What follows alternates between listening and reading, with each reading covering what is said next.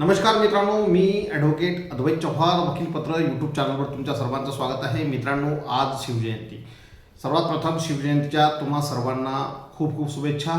मित्रांनो, आजच्या व्हिडिओचं थंबनेल बघून बरेच जण या व्हिडिओकडे आलेले असतील. मी एक गोष्ट तुम्हाला या ठिकाणी सांगू इच्छितो की आजचा जो व्हिडिओ आहे तो कोणत्याही व्यक्तीच्या विरोधात अथवा कुठल्याही यूट्यूब चॅनलच्या विरोधात नसून यूट्यूब पत्रकार जे यूट्यूबमध्ये काम करतात त्या पत्रकारांच्या बाबतीत थोडीशी माहिती लोकांना सुद्धा व्हावी. त्याचबरोबर पत्रकारिता करत असताना नेमकं कायदेशीर संरक्षण आपल्याला किती आहे याची जाणीव संबंधित यूट्यूबच्या पत्रकारांना व्हावी आणि एक माहितीपर आधारित हा व्हिडिओ आहे.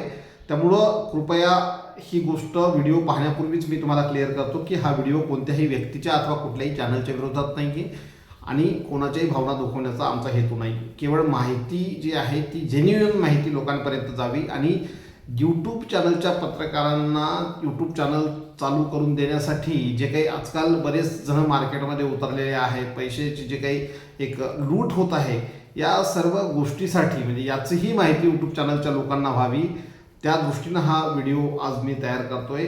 व्हिडिओच्या माध्यमातून तुमच्या समोर येतोय.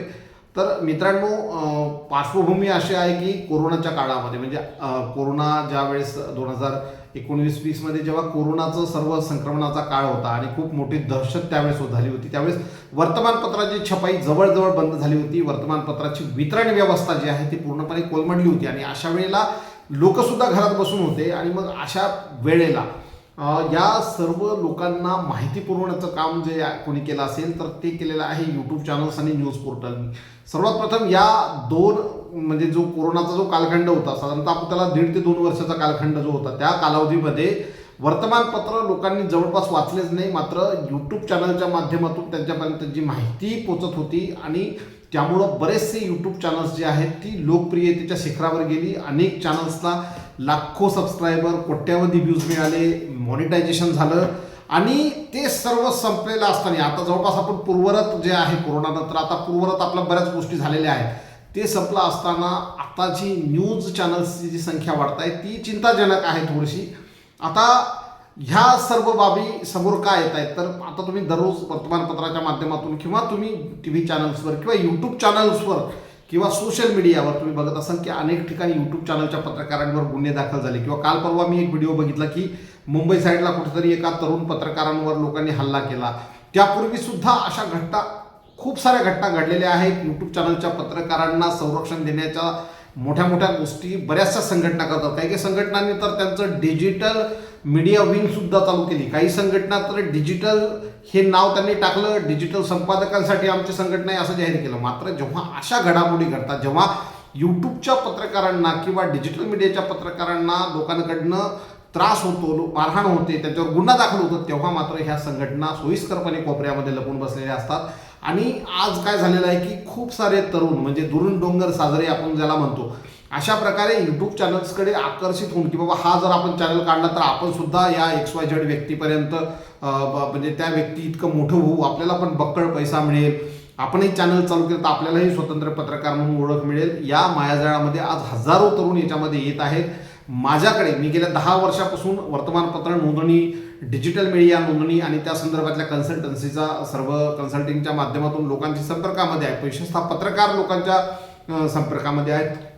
तर माझ्याचकडे दिवसातून 7 ते 8 कॉल येतात की सर आम्हाला यूट्यूब चॅनल सुरू करायचं आहे, याचं रजिस्ट्रेशन आम्हाला करायचं आहे आणि यासाठी तुमची फीस जी काय असेल ती आम्ही देतो, असे कॉल येतात. तेव्हा बरोबर म्हणजे असे कॉल आल्यानंतर आम्हाला खूप वाईट वाटतं की अजूनही म्हणजे जी गोष्ट आपण चालू करतोय, मराठी माणसाचा सर्वात मोठा दुर्गुण कोणता आहे तर जी गोष्ट ते चालू करतात, मग ते व्यवसाय असू दे, काही नवीन उपक्रम असू दे, त्याबद्दलची पूर्ण माहिती बऱ्याच वेळा ते घेत नाहीत. आता मी सरसकट मराठी माणसांना नाही म्हणत, पण बहुतांश मराठी माणसं जे आहेत तर ते असेच असतात की एखादी गोष्ट सुरू करायची तर त्याचं कुठल्याही प्रकारची प्राथमिक माहिती जी आहे ती मिळवायची नाही, हा आपला दुर्गुण आहे.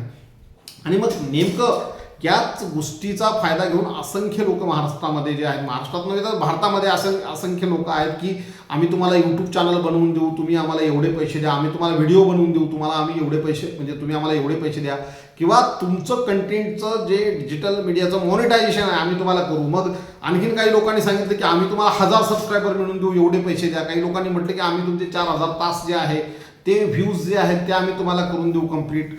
तो वॉच टाईम जो आहे तो आम्ही तुम्हाला कंप्लीट करून देऊ. आणि मग असा सर्व गोष्टी आणि कुठल्याही गोष्टीची खातरजमा न करता अशा गोष्टीचा आजूबाजूला मारा होतो किंवा मग जिल्ह्यामध्ये, विभागामध्ये, महाराष्ट्रामध्ये कुठंतरी एखादा पत्रकार यूट्यूब चॅनलच्या माध्यमातून बरेचसे पैसे चांगल्या पद्धतीनं कमाई करतो आणि मग त्याची कमाई कुठंतरी बघून किंवा त्याला यूट्यूब एवढं सारं पैसे देते, मग मी पण केलं तर मला सुद्धा असे पैसे मिळतील, अशा गोष्टी डोक्यामध्ये धरून एखादा नवीन यूट्यूब चॅनल त्या ठिकाणी चालू करतो आणि मग एकदा का त्या जंजाळामध्ये फसला की तो त्याच्यातून बाहेर येत नाही. ही वस्तुस्थिती आहे आणि ही खरी यूट्यूब पत्रकारितेची जी सध्याची जी दयनीय अवस्था झालेली आहे ही तुम्हाला मान्य करावीच लागेल. भलेही तुम्ही त्याला नकारा, म्हणजे बरेच जण आहेत की ही गोष्ट स्वीकारणार नाहीत की अशा प्रकारे काही चालू आहे.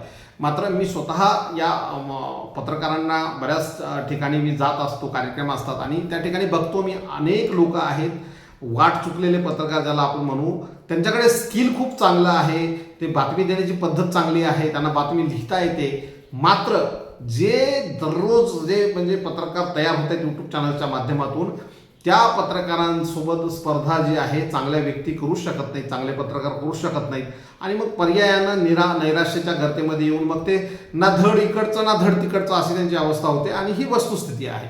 मित्रांनो, आज आपण थोडं विषयांतर यासाठी झालं की आज आपण जे बोलणार आहोत त्या विषयाची एक पूर्वपीठिका जी आहे, काही माहिती जी आहे तुमच्याकडे म्हणजे असावी म्हणून हे जे आतापर्यंत मी 5-6 मिनिटाचा तुमचा वेळ घेतला. मुळात याची सुरुवात मी 2019मध्येच केली होती. 2019मध्येच मी डिजिटल मीडियाच्या संदर्भातले बरेचसे व्हिडिओ केलेले आहेत. आता हा व्हिडिओ पाहिल्यानंतरही मला बरेच जण असे म्हणतील की सर अगोदर तर तुम्ही सांगितलं होतं की हे सर्व चालत आहे, हे सर्व गव्हर्नमेंटची मान्यता आहे, मग आता तुम्ही असा व्हिडिओ का करताय? बरेच जण असं म्हणू शकतात. पण मित्रांनो, 2019-20ची परिस्थिती होती, मी तुम्हाला एक्सप्लेन केली आहे की त्यावेळेसची गरज होती, लोकांची जी आहे ती गरज होती. आणि आणखी एक यूट्यूब चॅनल्सचे लोक जे आहेत, म्हणजे मी आता तुम्हाला एक महत्त्वाच्या बाबी सांगतो, मी डिटेल तपशीलवार जो आहे आणखी एक व्हिडिओ याच्यामध्ये बनवणार आहे की लोकांची गरज काय हे बऱ्याच वेळा समजत नाही. कोणतरी उठतो आणि काय म्हणतो की यूट्यूब चॅनलला जर मान्यता नसेल तर रवीश कुमार व्हिडिओ काढतो, रवीश कुमार स्वतःचं यूट्यूब चॅनल काढतो किंवा पुण्यप्रसून वाजपेयीजी स्वतःचं चॅनल काढतात किंवा आणखी कोणीतरी स्वतःचं चॅनल काढतात आणि मग ते एवढे पैसे कमवतात किंवा ते एवढे मोठे पत्रकार जर यूट्यूब चॅनलकडे जात असतील तर मग तुम्ही का म्हणता की या चॅनलला मान्यता नाही? मित्रांनो, तुम्ही त्यांचं यूट्यूब चॅनल बघा, किंबहुना त्यांचंच नाही तर जे मोठे यूट्यूबर आहेत, म्हणजे जे ज्यांचे लाखो लोकांमध्ये सबस्क्रायबर आहेत किंवा ज्यांच्या व्हिडिओला लाखो लोकांनी पाहिलेलं असते, असे यूट्यूब चॅनल जे आहेत ते तुम्ही कधीतरी त्याचा अभ्यास करा. ते कुठल्याही प्रकारच्या बातम्या देत नाहीत. म्हणजे जसं की तुम्ही म्हणता की या घाटामध्ये 2 ट्रकची धडक झाली, त्या घाटामध्ये 4 चोरांनी चोरी केली, तिकडे असं असं झालं, इकडे असं झालं, अशा प्रकारच्या बातम्या, या कोणत्याही बातम्या तुम्हाला या यूट्यूब चॅनलवर दिसणार नाही. ह्या सर्व जे यूट्यूब चॅनल्स आहेत जे खूप मोठे झालेले आहेत, मी ज्यांचे नाव घेतले असे जे मोठे पत्रकार आहेत त्यांनी जे यूट्यूब चॅनल चालू केलेले आहेत, ते सर्व व्हिडिओ जे आहेत ते विश्लेषणात्मक व्हिडिओ आहेत. म्हणजे त्यांनी त्यांचं जे भाष्य आहे किंवा त्यांचं जे मत आहे त्याच्या माध्यमातून लोकांपर्यंत ते सर्व पोहोचवलेलं आहे. त्याच्यामध्ये कुठल्याही प्रकारचा न्यूज कंटेंट नव्हता की बाबा नागपूरमध्ये आज 2 गटामध्ये हाणामारी झाली किंवा नागपूरमध्ये वाहतूक व्यवस्थेचे 3 तेरा वाढले किंवा या ठिकाणी अशा प्रकारची घटना घडली, अशा प्रकारच्या बातम्या तुम्हाला या चॅनलवर बघायला मिळणार नाही. तर त्यामुळे सर्वात पहिले ही तुलना करणं सोडून द्या की तुमचं चॅनल जे आहे ते अधिकृत आहे. कारण का रवीश कुमारनी किंवा पुण्यप्रसून वाजपेयीनी किंवा आणखी कोणत्या पत्रकारांनी, मी हे 2 नावं यासाठी घेतो की हे नावं बऱ्यापैकी पत्रकारांना माहिती आहेत. मात्र असे खूप सारे पत्रकार आहेत, किंबहुना यांच्यापेक्षा जास्त सबस्क्रायबर असलेले पत्रकार असू शकतात. मात्र कदाचित त्याचं नाव मला माहीत नसेल किंवा तुम्हाला ते अवगत नसेल, म्हणून हे 2 नावं मी फक्त प्रातिनिधिक स्वरूपामध्ये घेतले. तर या लोकांनी चालू केलेल्या यूट्यूब चॅनल्समध्ये आणि तुमच्या यूट्यूब चॅनल्समध्ये हा बेसिक फरक आहे, तो तुम्ही समजून घेतला पाहिजे. दुसरी सर्वात महत्त्वाची गोष्ट म्हणजे ते काही प्रेसचे कार्ड वाटत नाही सुटलेले आहे. बरेचसे यूट्यूब चॅनल, बऱ्याच लोकांचा असा व्यवसाय झालेला आहे की मी यूट्यूब चॅनल चालू करतो, मग 10 लोकांना प्रेसचं कार्ड देतो, मग त्यांच्याकडून पैसे घेतो, त्यांना जाहिराती गोळा करायला लावतो, झालं, संपलं. त्यांचा मूळ उद्देश लोकांपर्यंत माहिती पोहोचवणं नसतो. त्यांचा मूळ उद्देश असते की मला 5-10 हजार रुपयाची गरज आहे, मग 1-1 हजार रुपये मी प्रतिनिधीकडून घेतो, त्यांना प्रेसचं कार्ड देतो, त्यांना अधिकृत प्रतिनिधी म्हणून नेमणूक देतो. असं करता येते का? तर असं करता येत नाही मित्रांनो. यूट्यूब चॅनल्स असेल किंवा न्यूज वेबसाईट असेल तर तुमचे जे प्रतिनिधी आहे, तुम्ही जे न्यूज प्रतिनिधी नेमताय, त्याच्यावर प्रेस लिहिताय, बघा टेक्निकली तुम्ही नेहमी दावा काय करताय, बरेच जण जे असतात ना यूट्यूब चॅनल्स चालवणारे, हे लोक दावा काय करतात की आम्हाला भारतीय घटनेनं अधिकार दिला आहे, आमचा आर्टिकल 21 वगैरे वगैरे वगैरे. मित्रांनो, भारतीय घटनेनं संविधानानं तुम्हाला जरी अधिकार दिला तो मर्यादित स्वरूपाचा आहे. कोणत्याही व्यक्तीच्या चारित्र्यावर शिंतोडे उडेल किंवा कोणत्याही व्यक्तीचं चारित्र्य हनन होईल किंवा एखाद्याची बदनामी होईल असं कोणत्याही प्रकारचं भाष्य तुम्हाला करता येत नाही. तुम्ही तुमच्या संदर्भात बोलू शकता, माहिती लोकांपर्यंत पोहोचू शकता, परंतु एखादी घटना जी घडली तिचं वस्तुस्थिती व्यतिरिक्त काहीतरी चित्रीकरण करायचं किंवा लोकांपर्यंत काहीतरी तशी माहिती पसरवायची आणि न्यूजच्या माध्यमातून आम्हाला तसं स्वातंत्र्य आहे असं म्हणणं मुळातच चुकीचं आहे. अशा प्रकारचं स्वातंत्र्य कुठलंही नाही. आता आपण कायदेशीर बाबीकडे वळूया. ह्या ज्या गोष्टी बोललो मी, ह्या तुम्हाला एक लॉजिकली पटणाऱ्या गोष्टी किंवा लॉजिकली तुम्हाला समजतील अशा गोष्टी आहेत की हे का बरं नाही अधिकृतपणे म्हणता येणार. बघा, सर्वात पहिले भारतामध्ये जे मीडियाचं हे होतं, नियमन होतं, त्याच्यामध्ये तुम्हाला कल्पना आहे की आर्यन आहे वर्तमानपत्र जे आहेत त्याच्या नोंदणीची व्यवस्था आणि त्याच्या बाकीच्या सर्व गोष्टीची कॉम्प्लायन्स आणि नियंत्रणाची जबाबदारी जी होती ती रजिस्ट्रार जे होते आपले भारताचे न्यूजपेपर जे ऑफ इंडिया जे रजिस्ट्रार होते आर्यन आहे. आता 2023 मध्ये त्याचं नामकरण झालं. म्हणजे नामकरण म्हणजे त्यांनी आता नाव बदललं आणि त्याचं PRGI झालं. म्हणजे आर्यन पूर्वीचं होतं ते आता PRGI झालं. PRGI म्हणजेच काय, प्रेस जे जनरल आहेत ऑफ इंडिया. पूर्वी रजिस्ट्रार होते, आता जनरल झाले. आता काय झालं की पूर्वीचे वर्तमानपत्र जे रजिस्टर्ड व्हायचे ते PRB ॲक्टनुसार व्हायचे, आताचे वर्तमानपत्र जे रजिस्टर्ड होत आहेत ते PRP ॲक्टने होते. तर हे जे दोन बेसिक गोष्टी जर तुम्ही सोडल्या तर काही बाकीचं बदललेलं नाही. नियमन आजही केंद्र सरकारच्या त्या डिपार्टमेंटकडेच आहे. आता हे झालं वर्तमानपत्राच्या संदर्भात. आता आपण वळूया TV चॅनल्स असतील किंवा आकाशवाणी असेल, FM चॅनल्स असतील किंवा बाकीच्या गोष्टी किंवा डिजिटल मीडिया ज्याला म्हणतो आपण की डिजिटल मीडिया जो आहे, जसं की न्यूज पोर्टल्स आहेत. आता तुम्ही यूट्यूब चॅनलला डिजिटल मीडिया नाही म्हणू शकत. बऱ्याच जणांचं अडचण अशी आहे ना, त्यांना असं वाटते की न्यूज पोर्टल्स आणि यूट्यूब चॅनल याच्यामधला बेसिक फरकच त्यांना कळत नाही की न्यूज पोर्टल्स किंवा न्यूज वेबसाईट जेव्हा आपण घेतो तेव्हा जबाबदारी असते आपल्यावर, कारण का आपण त्याचं डोमेन विकत घेतो. ते डोमेन विकत घेतल्यानंतर त्याची रजिस्ट्री होते. ती रजिस्ट्री झाल्यानंतर आपले IP ॲड्रेसेस आणि सर्व गोष्टी ट्रॅक होऊ शकतात किंवा केल्या जाऊ शकतात किंवा डोमेन विकत घेताना आपल्याला ती माहिती त्यांना द्यावी लागते. मात्र यूट्यूब चॅनल चालू करत असताना असं कुठल्याही प्रकारचं तुम्हाला काहीही देणं बंधनकारक नाही. डोमेन खरेदी करताना पैसे किंबहुना तुम्हाला तुमच्या अकाउंटमधून द्यावं लागतात.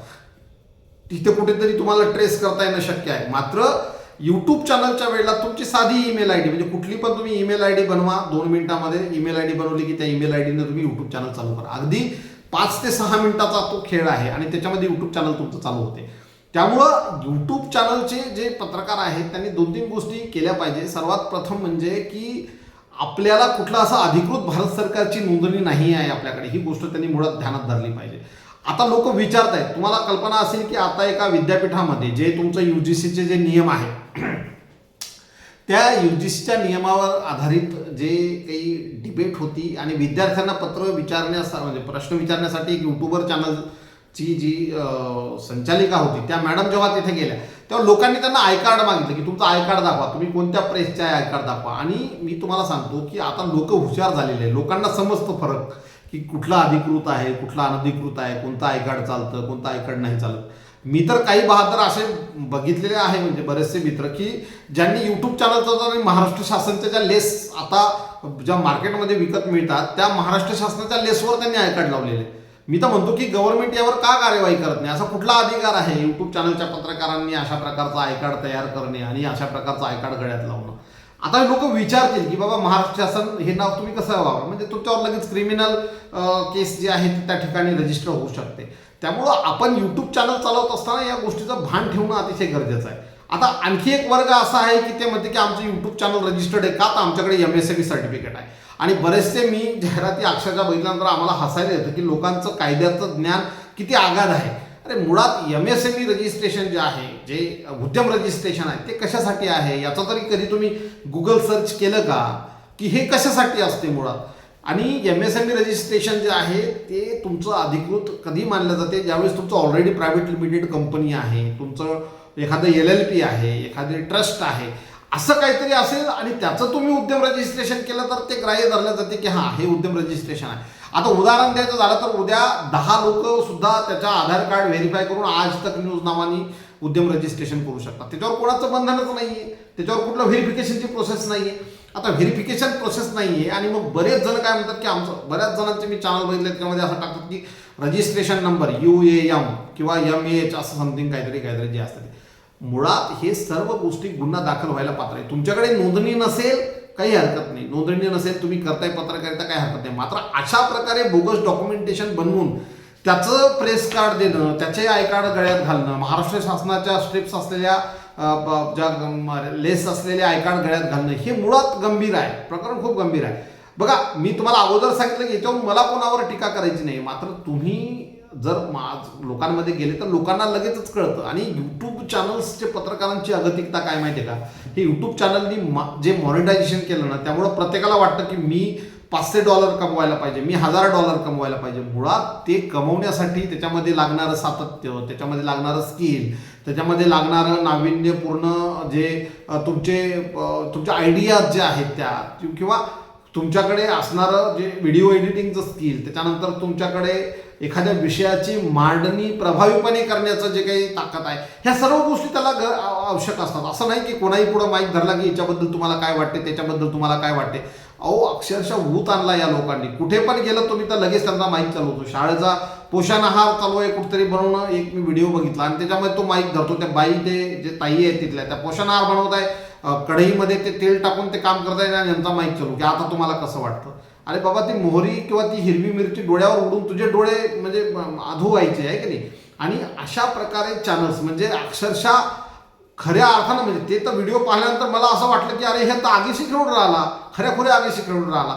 तर अशा प्रकारचे लोक सुद्धा या चॅनल्सच्या माध्यमातून म्हणजे पत्रकार म्हणून स्वयंघोषित पत्रकार झालेले आहेत. आता यांना पाठबळ कोण देतं, तर यांचं काय नाही. यांचं कसं असतं की मार्केटमधून एक $1000-1200 रुपयाचा माईक बोलवायचा, त्याला कुठेतरी एक रेडियमचं स्टिकर लावायचं, स्वतःच्या नावाने एखादं नाव द्यायचं. मी तुम्हाला सांगतो आज जर केंद्र सरकारच्या किंवा महाराष्ट्र सरकारच्या व्हिजिलन्स लोकांनी म्हणजे जे लोक आहेत या लोकांनी जर आज तपासणी केली तथ्याची तर एकाच नावाचे तुम्हाला 10-15 यूट्यूब चॅनल तुम्हाला सापडतील. आता बरेचसे लोक चांगलं काम करतायत, म्हणजे हे काही सर्व लोक सारखेच आहे असं नाही. खूप चांगलं काम करणारे लोक आहे, अतिशय जबाबदारीपूर्ण रिपोर्टिंग करणारे लोक आहेत, अतिशय काय संयम दाखवून अतिशय म्हणजे काय म्हणतात आपल्याला सामाजिक भान असलेले लोक जे आहे पत्रकार याच्यामध्ये आहे आणि ते खरोखर खूप चांगलं काम करत आहे, कौतुकास्पद काम करत आहे. बरेचसे लोक आहे याच्यामध्ये. मात्र या सर्व लोकांना स्वतः आम्ही यूट्यूब चॅनलचे पत्रकार आहोत हे सांगायला लाज वाटतं. कारण का असे हौशे नौसे गोष्टी इतके सारे आलेले आहे. आणि तुम्हाला सांगतो तो दिवस जास्त दूर नाही आहे की जेव्हा संबंधित पोलीस स्टेशनचे ठाणेदार असतील किंवा संबंधित जिल्ह्याचे कलेक्टर ऑफिसचे लोक असतील या सर्व लोकांवर गुन्हे दाखल करतील. आणि आजही ही गोष्ट जी आहे ना यूट्यूब चॅनलच्या संदर्भात तुम्हाला सांगतो की अनेक तक्रारी ज्या आहेत, खूप साऱ्या तक्रारी याच्यामध्ये पेंडिंग आहे की यांनी एवढे खंडणी मागितली, त्यांनी तसं केलं. प्रत्येक जणच असा आहे मी परत म्हणत नाही, असा माझा कुठलाही दावा नाही आहे की प्रत्येक जण तसा आहे. मात्र बहुतांश लोक काहीतरी चुकीचं इंटेन्शन ठेवून डोक्यामध्ये ठेवून यूट्यूब चॅनल जे काढत आहेत ना ते मात्र कुठेतरी धोकादायक आहे, ते कुठेतरी अवघड आहे. ते परिस्थिती आता जी आहे ती हाताबाहेर चाललेली आहे. कुठेही तुम्ही गेलात की अगदी काही न करता म्हणजे त्यांना कुठलंच भान नसते की आपण कुठल्या प्रसंगामध्ये आहोत किंवा कुठल्या पब्लिक प्लेसला आपण कोणता प्रश्न विचारावा याचंही नॉलेज नसतं त्यांना. बऱ्याच जणांना जर्नलिस्टिक कंडक्ट जो आहे तो काय आहे काही कल्पना नाहीये. बातमी एखादी कशी केल्या जावी किंवा वार्तांकन कशा पद्धतीने केलं जावं, विशेषतः कायद्याच्या संदर्भातल्या कोर्टाच्या निर्णयाच्या संदर्भातल्या ज्या काही बातम्या असतात त्या कशा पद्धतीने केल्या जाव्या याच्याशी काही घेणं देणं नाही. मी सांगतो तुम्हाला की जर हे असंच चालू राहिलं तर म्हणजे जे कोर्ट कंटेम्प्टच्या एवढ्या साऱ्या कंटेम्प्ट ऑफ कोर्ट जे आहे त्याच्या एवढ्या साऱ्या याच्यामध्ये केसेस जे आहेत त्याच्यामध्ये वाढ होईल तुम्हाला सांगतो. कारण का काय होतं की काहीही उठायचं आणि काही म्हणजे कधीही उठायचं आणि काहीही बोलायचं अशा प्रकारच्या या सर्व गोष्टी ज्या आहेत ह्या चाललेल्या आहेत. यावर आता जबाबदार पत्रकारांनी एकत्र होणं अतिशय गरजेचं आहे. जबाबदार लोक काय होतं की शांत बसले, जबाबदार लोक शांत बसले कीच असे बेजबाबदार आणि उथळ लोक बाहेर येतात. आणि त्यामुळं या सर्व गोष्टीसाठी जबाबदार लोकांनी चांगले चॅनल्स चालू करून चांगल्या प्रकारचं वृत्तांकन करून लोकांपर्यंत खरी माहिती दिली पाहिजे. आजकाल क्लिक बेटचा सूडसोड झाला, कोणी उठतं काही पण लिहितं, कुठला तरी व्हिडिओ जो आहे तो कुठेतरी वेगळाच असतो, मूळ व्हिडिओ काहीतरी वेगळाच असतो आणि वर फक्त लोकांनी बातमी बघावी किंवा हा व्हिडिओ बघावा म्हणून मग काहीतरी उथळ टायटल द्यायचं आणि अशा प्रकारचं म्हणजे वार्तांकन करायचं असे कामं सुद्धा बऱ्याच ठिकाणी केले जातात. आता त्यावर हळूहळू IT ॲक्ट जो आहे IT ॲक्टनुसार आता बऱ्यापैकी त्याच्यामध्ये म्हणजे बंधनं आणलेली आहेत आणि जी डिजिटल मीडिया गाईडलाईन्स आहेत, ॲडवायझरी आहे त्याच्यामध्ये सुद्धा आता रिसेंटली मला वाटतं मागच्या या 10-15 दिवसामध्ये आणखीन एक चांगला बदल झालेला आहे की तुम्हाला पहिले एक दिवस तुम्हाला मिळत होता व्हिडिओ हटवण्यासाठी, आता तुम्हाला 3 तासामध्ये तो व्हिडिओ, जर तुमचा काही व्हिडिओ चुकीचा असेल, दिशाभूल करणाऱ्या माहितीचा असेल किंवा काही अडचणीत म्हणजे ज्या गाईडलाईन्स आहे किंवा ज्या टर्म अँड कंडिशन्स असतात संबंधित प्लॅटफॉर्मच्या, त्या न पाळता केला व्हिडिओ असेल तर तो तुम्हाला 3 तासामध्ये तो व्हिडिओ हटवावा लागेल. आणि मग काय होतं की असं चुकीचं काहीतरी करायचं आणि मग साळसूतपणे मी मोठा पत्रकार आहे किंवा मला जे समजते ते कोणालाच समजत नाही अशा प्रकारे आविर्भावामध्ये लोकांमध्ये जायचं, तर हे चुकीचं आहे. लोकांनी म्हणजे हे विशेष म्हणजे जे जबाबदार लोक आहेत त्यांनी हे सर्व गोष्टी थांबवल्या पाहिजे. आता काय होतं की लोक बरेच जण असे म्हणतात, मी कित्येकांचे व्हिडिओ चॅनल बघितले, यूट्यूब चॅनल, तर त्यांना अगदी 2 व्ह्यू, 1 व्ह्यू, 5 व्ह्यू, 50 व्ह्यू. बघा, व्ह्यूज हे काही मोजमापाचं साधन नाही, हे मी मान्य करतो की एखाद्याला व्ह्यूज मिळत असतील म्हणूनच ते खूप चांगलं आहे आणि एखाद्याला मिळत नसेल म्हणजे त्याच्यामध्ये कंटेंट बिलकुल चांगलं नाही असं मी अजिबात म्हणत नाही. तसं असतं तर आज इंस्टाग्रामच्या व्हिडिओंना मिलियनमध्ये व्ह्यूज आहेत. लोकांची काय झालं, लोकांची चॉईस बदललेली आहे. लोकांना ज्या गोष्टी आवडायला पाहिजे, मुळात ज्या गोष्टी लोकांनी स्वीकारल्या पाहिजे त्यांना स्वीकारता लोकांना आता 30 सेकंदामध्ये सुद्धा म्हणजे पेशन्स नाही उरलेले आहे. ते रील पहिली संपायच्या अगोदरच तो वरचा बोट स्क्रॉल करतो. त्यामुळं रटाळवानं काहीतरी वार्तांकन आहे कुठेतरी केलं, त्याची क्वालिटी जी आहे व्हिडिओची ती व्यवस्थित नाही आहे. अशा प्रकारच्या बातम्या म्हणजे तुम्हाला जर असं वाटत असेल की ह्या बातम्या लोकांनी बघाव्या आणि मग आम्हाला त्याच्या माध्यमातून लाखो रुपये मिळावे, असं जर तुम्ही होत असाल तर ते तुमचं जे आहे ते स्वप्नभंग जो आहे तो नक्की होणार आहे. मित्रांनो, तुम्हाला बघा याच्यामध्ये भाग असा आहे की हे कायदेशीर आहे का, आहे ना. सर्वजण काय म्हणतात की हे कायदेशीर आहे का, याला तर भारतामध्ये आपण जे काही यूट्यूब जर्नलिझम जे आहे किंवा जी पत्रकारिता आहे ती दोन्ही बाजूंना आपल्याला म्हणता येईल की कायदेशीर आहे पण आणि नाही पण. कायदेशीर आहे कधी म्हणता येईल की एखाद्या बाबतीत तुमचा व्ह्यू तुम्ही लोकांपर्यंत घेऊन जाता. एखादं उदाहरणार्थ बघा, आता मी तुम्हाला एक उदाहरण देतो की एखादी शाळा आहे आणि त्या शाळेमध्ये शिक्षकाची कमतरता आहे ना, शिक्षकाची कमतरता आहे. तो विषय एखाद्या कोणीतरी व्यक्तीने, तो एखाद्या स्थानिक यूट्यूब चॅनलनी तो विषय घेतला आणि तो शिक्षण मंत्र्यापर्यंत पोहोचवला तो व्हिडिओ, आणि त्याचा परिणाम असा झाला की त्या शाळेला शिक्षक मिळाले. हे जर्नलिझम जे आहे हे यूट्यूबच्या माध्यमातून केलेलं सकारात्मक जर्नलिझम आपण याला म्हणू, सकारात्मक पत्रकारिता म्हणू किंवा सामाजिक भान असलेलं पत्रकारिता म्हणू.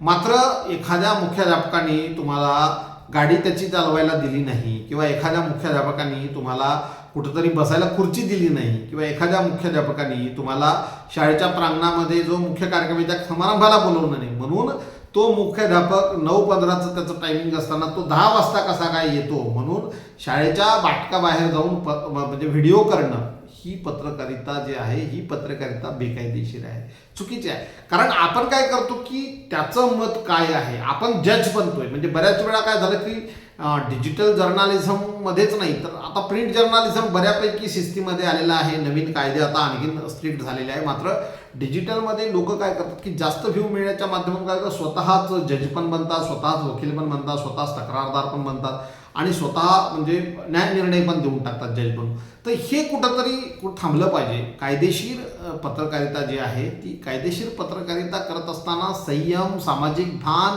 विषयाची व्यवस्थितपणे मांडणी आहे ना, ह्या सर्व गोष्टी येणं गरजेचं आहे. आणि सर्वात महत्त्वाचं म्हणजे एखादी बातमी करत असताना दोन्ही बाजूच्या ज्या काही प्रतिक्रिया आहेत, दोन्ही बाजूचं जे विषय आहे तो त्या दोन्ही बाजूंकडनं म्हणजे आपण त्याचा समतोल राखला पाहिजे विषयाचा. केवळ एकांगी बातम्या देणं, भडक बातम्या देणं आहे ना, कुठेतरी सामाजिक स्वास्थ्य बिघडेल अशा प्रकारचं वृत्तांकन करणं, ह्या गोष्टी जर तुम्ही करत असाल तर ह्या गोष्टी मी म्हणेल की ह्या पूर्णपणे बेकायदेशीर आहे. आणि अशा प्रकारचे चॅनल्स भले ते आता असतील, चालत असतील, तर या सर्व गोष्टी भविष्यामध्ये नजीकच्या फार दूर नाही आहे, फार लवकर ह्या सर्व गोष्टी ज्या आहेत संपुष्टात येतील. मित्रांनो, डिजिटल जर्नलिझम जे आहे ते जरी कायदेशीर केलं असेल तर त्याचं कॉम्प्लायन्स जे आहे, जे बरेचसे पत्रकारांना हेच माहिती नाही की यूट्यूब चॅनल्स जे आहे ते कशा प्रकारे त्याची माहिती गव्हर्नमेंटकडे पाठवावं लागतं, न्यूज वेबसाईट्स ज्या आहेत त्याची माहिती कशा प्रकारे गव्हर्नमेंटकडे पाठवावं लागतं, दर महिन्याचे अहवाल कसे गव्हर्नमेंटकडे पाठवावे लागतात, आणि सर्वात महत्त्वाचं म्हणजे ग्रीव्हियन्स रेड्रेसल मेकॅनिझम आपल्या यूट्यूब चॅनलला किंवा आपल्या पोर्टलला असणं किती अत्यावश्यक आहे.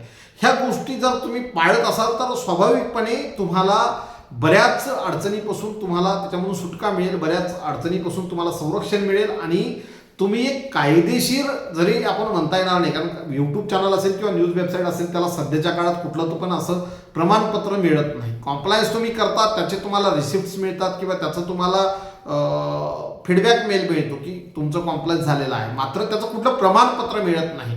आणि आपल्याकडे स्वाभाविकपणे कुठलाही व्यवसाय जर करायचा असेल, कुठलंही काम करायचं असेल तर त्याची नोंदणी गव्हर्नमेंटकडे असणं गरजेचं असेल. टेक्निकली यूट्यूब चॅनलला ते पॉसिबल नाही आणि म्हणून त्याला पूर्णपणे हे एकदम इलिगलच आहे असं नाही म्हणता येणार, मात्र लीगल पद्धतीनं करता येणं जे करतायत लोक, सध्या जे लोक खूप जास्त पैसे मिळवतात त्याच्या माध्यमातून खूप चांगल्या पद्धतीनं पत्रकारिता करतायत, विशेष म्हणजे सकारात्मक पत्रकारिता ज्याला मी आता थोड्या वेळापूर्वी ज्याचा उल्लेख केला तशा प्रकारची पत्रकारिता केली तर नक्कीच लोक तुम्हाला डोक्यावर घेतील. मात्र तुम्ही जर केवळ म्हणजे कोणाची तरी बदनामी होईल किंवा केवळ मला पैसे मिळाले पाहिजे म्हणून प्रतिनिधी निवड करणं आणि भडक म्हणजे कुठल्याही वस्तुस्थिती न तपासता भडक बातम्या देणं, भडक वार्तांकन करणं अशी जर कामं केली तर ते नक्कीच बेकायदेशीर आहे आणि त्याला कुठल्याही प्रकारचं संरक्षण कोणीच देणार नाही.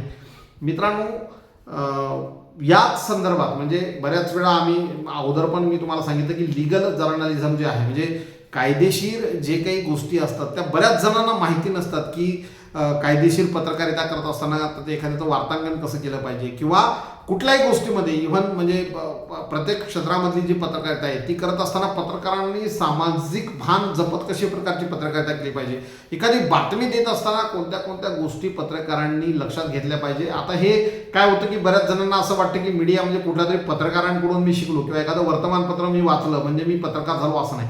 बरेच जण असे आहेत त्याच्यासाठी तुमचं वाचन चांगलं पाहिजे, तुमचं प्रभावी मांडणी पाहिजे, त्यासाठी तुम्हाला वर्तमानपत्र वाचावे लागतात. आज तुमचं वाचन बरेचसे पत्रकार आम्ही पाहतो जेव्हा यूट्यूब चॅनलवर जेव्हा ते वार्तांकन करत असतात किंवा जे एखाद्या गोष्टीवरचा रिपोर्टाज दाखवत असतात तेव्हा ते लक्षात येतं की याचं वाचन यांचं किती कमी आहे. तर या गोष्टी तुम्ही डेव्हलप केल्या पाहिजे जेणेकरून लोकांना तुमचं चॅनल आवडेल, तुमचं कंटेंट जे आहे ते लोक कंटेंट बघतील आणि कंटेंट बघितलं तर स्वाभाविकपणे मॉनिटायझेशन होईल, तुम्हाला आर्थिक चांगल्या पद्धतीनं म्हणजे केवळ खूप जास्त असं नाही म्हणणार मी, पण चांगल्या पद्धतीने तुम्हाला त्याचा अर्निंग होईल आणि बाकीच्या रिकाम्या गोष्टी करायची तुम्हाला गरज पडणार नाही. आणि यासाठी डिजिटल मीडियाच्या संदर्भातील ज्या काही नोंदणी असतात, ज्या काही कॉम्प्लायन्स असतात त्या प्रत्येक पत्रकारांनी करणं गरजेचं आहे. अनेक जण जे आहेत त्याच्याकडे दुर्लक्ष करतात आणि जेव्हा मग अडचणीची वेळ येते, जेव्हा कधीतरी कायदेशीर कार्यवाही होते तेव्हा मग मात्र ह्या गोष्टी त्यांच्याकडे नसतात आणि मग तेव्हा उपयोग पण नसतो ऐन वेळेवर धावणं जे आहे ते धावपळ करून. कारण आपल्याला नेहमीच सवय झालेली आहे की तहान लागली की विहीर खोदायला घेतो आपण. त्यामुळं माझं या क्षेत्रातल्या लोकांना एवढंच चांगलं आहे की सर्वात पहिले तुम्ही अधिकृतपणे काय करता येईल बघा, त्याच्यामध्ये बरेचसे पर्याय आहेत, ते अधिकृतपणे करण्याचा प्रयत्न करा. त्याच्यानंतर तुमचं यूट्यूब चॅनल असेल, न्यूज वेबसाईट असेल, त्याच्यामध्ये अननेसेसरी प्रतिनिधी नका नेमू. बरेच जण असे आहे की याला कार्ड देऊ, त्याला कार्ड देऊ, त्याला कार्ड देऊ, मग तो काहीतरी कार्डवाला काहीतरी घोळ करतो, कोणाला तरी पैसे मागतो आणि मग त्याची जबाबदारी जी आहे तर ती संबंधित व्यक्तीवर येतं. त्यामुळे अशा प्रकारच्या, कारण स्वाभाविक आहे तुम्हाला जर कोणी 5,000 देत असेल तर तो काही घरचे काढून देणार नाही, आणून घरातले म्हणजे तिजोरीमधले पैसे आणून देणार नाही, तो कोणातरी काहीतरी जुगाड करेल आणि तुम्हाला तो पैसे देईल. त्यामुळं अननेसेसरी जे लोक असे काही कामाचे नाही केवळ पैशासाठी तुमच्या चॅनलमध्ये आले असतील अशा लोकांना थोडंसं तुम्ही जवळ न धरता त्या सर्व लोकांना वगळून व्यवस्थितपणे वार्तांकन करायचा प्रयत्न करा जेणेकरून तुम्ही कायदेशीर अडचणीमध्ये येणार नाही. मित्रांनो, ह्या सर्व गोष्टीसाठी आम्ही PRGI press ethical stakeholder sealed म्हणजेच प्रेस या संघटनेच्या वतीनं आम्ही मार्च महिन्यामध्ये अतिशय चांगला जवळपास 186 महिने कालावधीचा एक डिजिटल जर्नालिझम त्यासोबत प्रिंट मीडियाचं जर्नालिझम या सर्व लोकांसाठी एक कोर्स जो आहे तो अद्ययावत कोर्स आम्ही लॉन्च करत आहोत. या कोर्सची संपूर्ण माहिती तुम्हाला या व्हिडिओच्या माध्यमातून म्हणजे वकीलपत्र चॅनलच्या माध्यमातून तुम्हाला मिळेल. तुम्ही हे चॅनल जे आहे जर तुम्ही सबस्क्राईब केलं नसेल तर करून ठेवा यासाठी की याच्यामध्ये अपडेट्स जे असतात ते तुमच्या फायद्याचे असतात. बघा, माझं कसं आहे की कडू गोळी आहे, माझं बोलणं थोडंसं कडू वाटतं मात्र ते इफेक्टिव्ह असतं. म्हणजे उगाच काहीतरी बोलायचं, गोड गोड बोलायचं आणि सर्वच गुडी आहे असं करायचं आणि आपल्याच लोकांना ज्या मूळ गोष्टी ज्या आहेत चुकीच्या गोष्टींपासून दूर न ढकलता त्या गोष्टी करायला प्रवृत्त करायला लावायचा असा माझा स्वभाव नाही. मी जे काही गोष्टी तिथं चुकतात त्या गोष्टीवर तिथेच मी सांगत असतो की इथे ही चूक होत आहे, ही कुठेतरी सुधारली पाहिजे. यूट्यूब चॅनलच्या बाबतीत, यूट्यूब पत्रकारांच्या बाबतीत पण ही गोष्ट आहे की बरेच जण कोणाला तरी 10-15 हजार 20,000 देऊन व्हिडिओ एडिट करतात आणि मग ते सर्व आर्थिक अडचणीमध्ये येतात. मित्रांनो, कित्येक तरुण मुलं जे आहे ना या यूट्यूब चॅनलमुळे त्यांचं करिअर खराब झालेलं आहे. नोकरीचा आता त्यांना काही म्हणजे त्यांच्या डोक्यामध्ये काही नोकरीच्या संदर्भातले विचार आता बंद झाले कारण ते चुकीच्या पद्धतीनं कुठेतरी वार्तांकन या क्षेत्रामध्ये आले, मग कोणीतरी काहीतरी त्यांच्याविरुद्ध तक्रार केली, मग गुन्हा दाखल झाला आणि त्यांचं करिअर संपलं. मित्रांनो, तुम्हाला या क्षेत्रामध्ये उतरायचं असेल तर तुम्ही सर्व माहिती घेऊन, म्हणजे परिपूर्ण माहिती घ्या की एक्झॅक्टली आपल्याला काय करायचं आहे, त्याच्या नोंदणीपासून तर त्याच्या कॉम्प्लायन्सपर्यंत सर्व माहिती घ्या. उगाच कोणतरी 2-4 हजार रुपयात आपल्याला यूट्यूब चॅनल चालू करून देते आणि MSMEचं सर्टिफिकेट आपल्या माथी मारते, असं होऊ देऊ नका. MSME सर्टिफिकेट हे जे आहे ते काही व्हॅलिड गोष्ट नाही आहे, है ना. त्यामुळे ह्या सर्व गोष्टीची माहिती घ्या. अधिक माहितीसाठी तुम्ही बाकीचे व्हिडिओ इथले नक्की बघा, त्याच्यामध्ये तुम्हाला डिजिटल मीडिया संदर्भात, प्रिंट मीडिया संदर्भात बाकीची माहिती मिळेल. मित्रांनो, कोर्सचा संदर्भातला व्हिडिओ लवकरच तुम्हाला यूट्यूब चॅनलच्या माध्यमातून, या वकीलपत्राच्या माध्यमातून तुमच्यापर्यंत येईल. त्याचबरोबर तुम्हाला आणखीनही कुठल्या विषयावरचे व्हिडिओ हवे असतील तर कॉमेंटमध्ये तसं लिहा की आम्हाला या विषयावरचा व्हिडिओ पाहायला आवडेल वकीलपत्रावर, आपण नक्की व्हिडिओ करूया. ठीक आहे, तुर्तास इथे थांबूया. आता मी कायदेशीर बाबी ज्या आहेत, म्हणजे हे सर्व झालं एक इंट्रोडक्टरी, हा जो व्हिडिओ आहे तो फक्त एक प्रथम, म्हणजे आपण काय म्हणतो त्याला, प्रथम भाग ज्याला म्हणतो, पार्ट 1 हा यूट्यूब चॅनल्स पत्रकारिता कायदेशीर की बेकायदेशीरचा पार्ट 1 आहे. पार्ट 2 मध्ये मी तुम्हाला केस लॉ जे आहेत, म्हणजे आतापर्यंत कोर्टामध्ये या संदर्भातल्या कुठल्या केसेस झालेल्या आहेत, त्याच्यामध्ये कोर्टनी काय म्हटलेलं आहे, मुळात हा विषयच का बरं ऐरणीवर आलेला आहे, या सर्व बाबतीत मी तुम्हाला लवकरच दुसरा पार्ट जो आहे याचा तो घेऊन लवकरच भेटणार आहे. परत एकदा आपण इथेच थांबूया मित्रांनो, आणि लवकरच भेटूया नवीन व्हिडिओच्या माध्यमातून. तोपर्यंत गुड नाईट, नमस्कार.